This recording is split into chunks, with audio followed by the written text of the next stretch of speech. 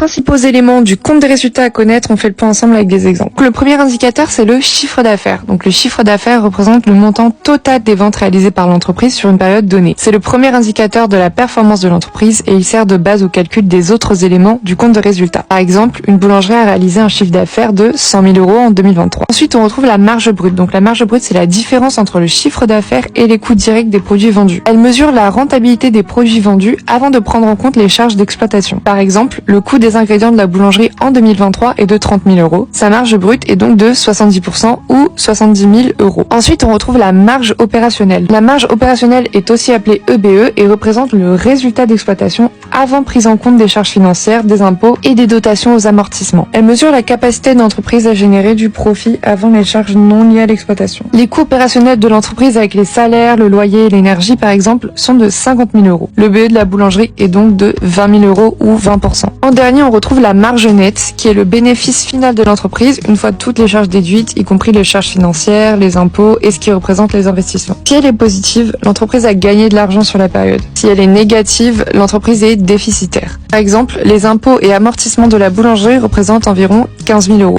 Sa marge nette ou bénéfice pour 2023 est donc de 5%, soit 5 000 €. Pose tes questions en commentaire si t'en as et n'oublie pas de t'abonner.